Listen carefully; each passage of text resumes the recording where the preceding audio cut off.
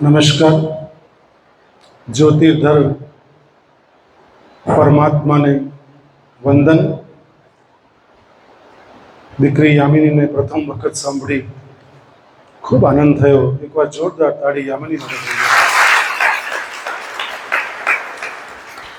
आखું एक आध्यात्मिक वातावरण ઊભું કરવું અને એ આભા એ ઓરા જાળવી રાખવા એ સંગીતની તાકાત છે। અને સંગીતમાં શબ્દોની તાકાત ત્યારે આવે છે કે જ્યારે તમે સાધના કરી હોય। તમે એક અલગ પ્રકારની સાધના કરી રહ્યા છો કોલેજમાં, એ છે શિક્ષણની સાધના છે।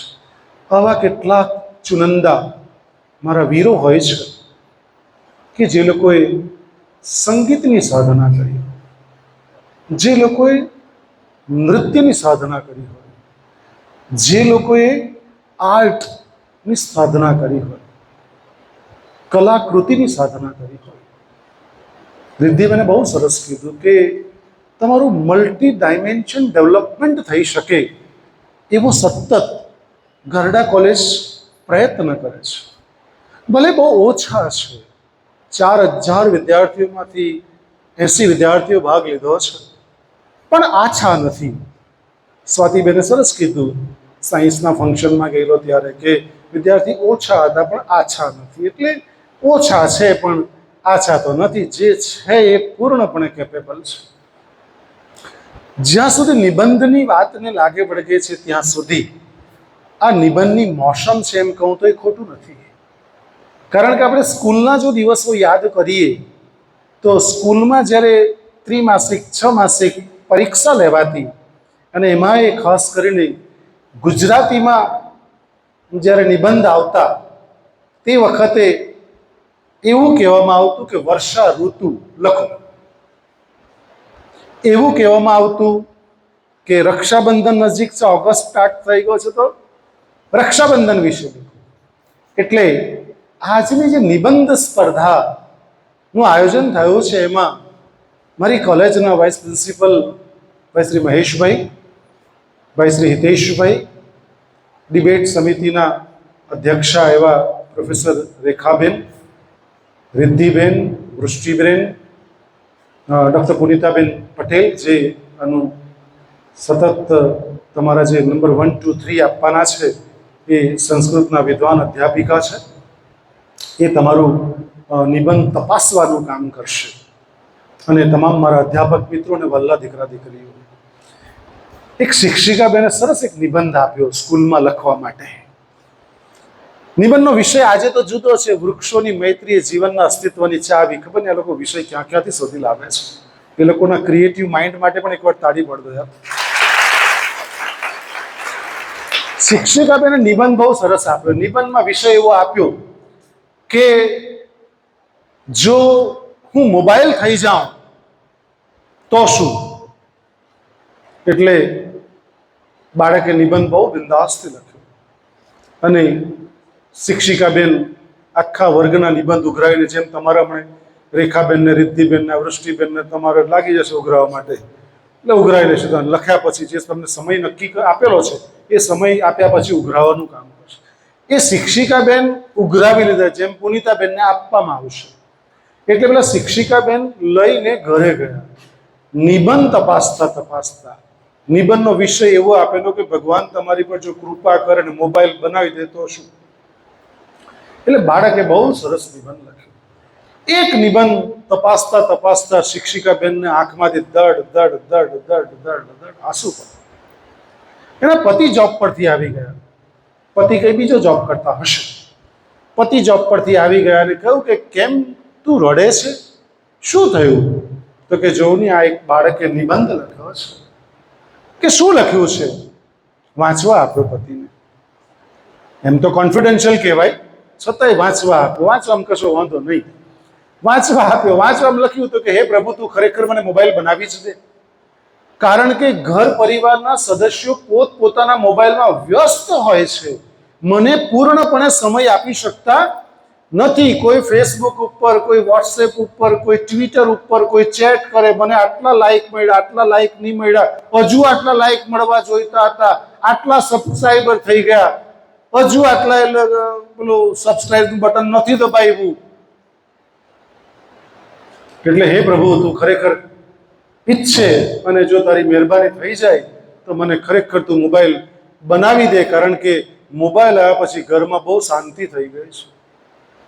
એક એક જણા પાસે બબ્બે મોબાઈલ, મસ્ત 2 હાથ ભગવાને આપ્યા છે. ખબર નહીં ભગવાનને પહેલા ખબર હશે કે 2 સિમ વાળા મોબાઈલ આવશે તો 2 મોબાઈલ જોશે. હવે કંપનીએ 4 સિમ વાળો એકય મોબાઈલ કાઢ્યો છે કે ભાઈ 2 હાથે કેટલાક કામ કરે. એટલે એ શિક્ષિકા બેન રડતી એટલા માટે હતી કે ભાઈ આ કેવું થઈ ગયું છે. પણ તું રડે કેમ? બાળક તો લખે, એમાં શું વાંધો છે? તું રડે કેમ છો આટલી બધી? ત્યારે શિક્ષિકા બેને રડતા રડતા એમ કીધું, બીજા કોઈનું બાળક નહીં, આપણું જ પોતાનું બાળક છે. અને નિબંધ લખ્યો છે. મિત્રો, આ કરુણતા છે, નિબંધની કરુણતા છે. એટલે કદાચ તમે લખો ને પુનિતાબેન તપાસતા તપાસતા આંખમાંથી આંસુ આવે બની શકે છે. મે બી તમારી કલ્પના શક્તિને અને વૈજ્ઞાનિક શક્તિને વંદન છે.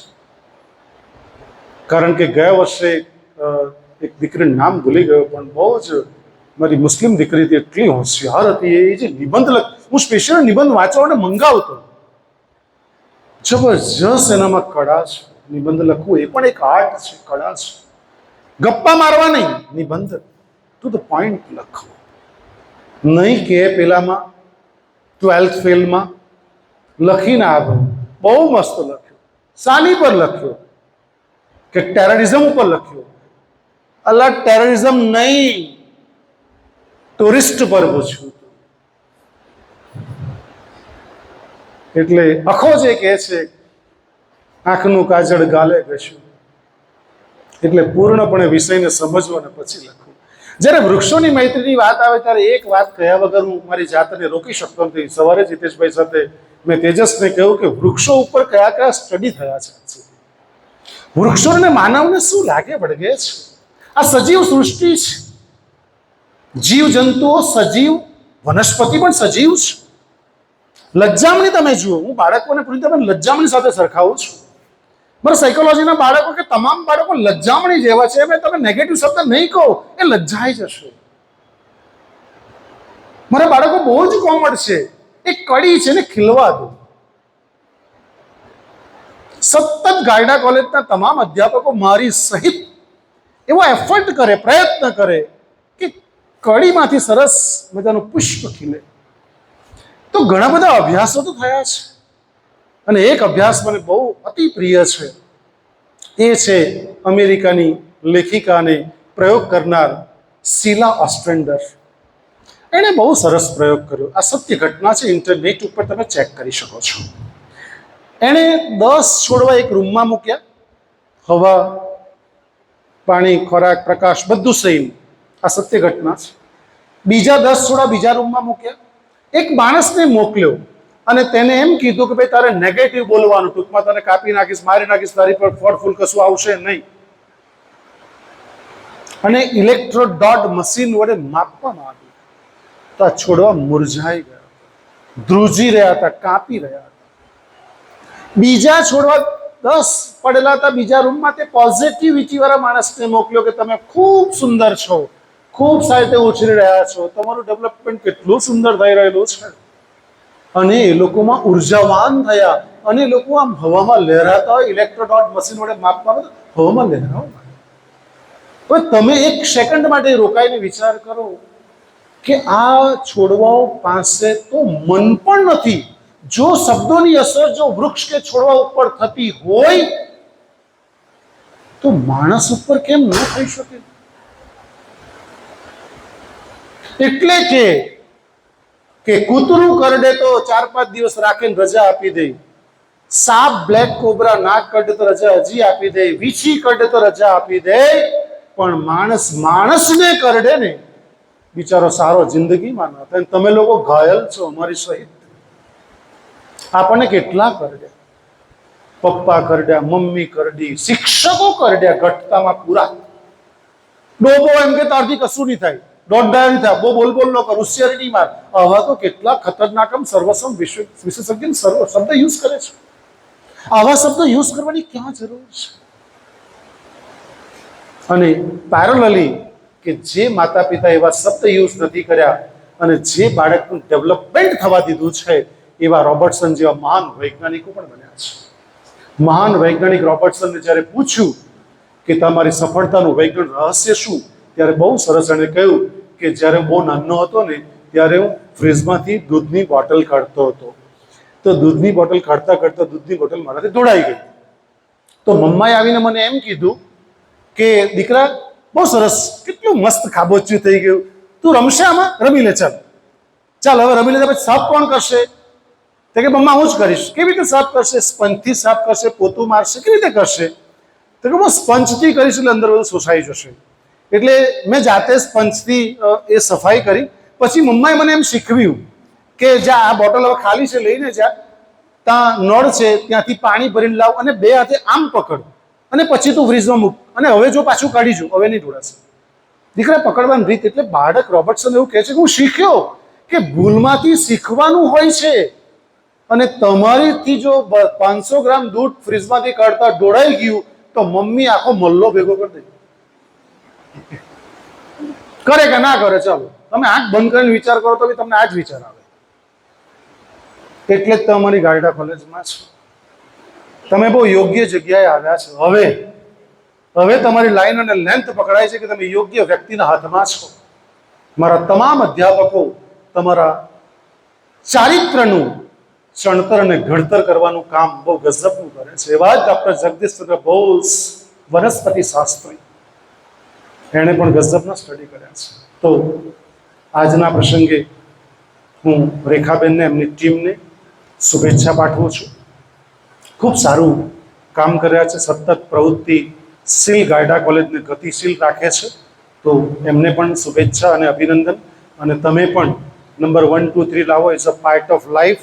પણ લખો અને પોતાની અભિવ્યક્તિ રજૂ કરો. એક સાથે છેલ્લું સૂચન, મને ખબર નહીં અંદરથી મેસેજ આવી રહ્યો છે અને મેસેજ એ જ મોકલે. મેં સવારે કીધું કે તમારી ચિંતા હું કરું, મારી ચિંતા ઉપરવાળો કરે. છોકરી ઉપર પંખા તરફ જોઈ. બગલા એ નહીં, પૂર્ણ પુરુષોત્તમ ભગવાન શ્રી કૃષ્ણ કરે. મારી ચિંતા એ કરે. એટલે હમણાં પણ જે હું બોલું છું ને, હું નથી બોલતો, એ કંઈ બોલાવે તે બોલી કરું. બાકી મને કંઈ લાંબુ બોલતા નહીં આવડતું, પણ એ જે બોલાવે એને ખબર છે કે આ બોલાવવાનું છે તો બોલાવશે. એટલે મને છેલ્લો એક વિચાર એવો આવ્યો, સંદેશો આવ્યો પૂર્ણ પુરુષોત્તમનો જ. એણે એમ કીધું કે આ છોકરાઓને એવું કહેતું, આઈ એમ ઓનલી મીડિયમ છું ખાલી. એણે એવું કીધું કે આ છોકરાઓને કહો નિબંધ તો લખે પણ સાથે સાથે પોસ્ટકાર્ડ બી.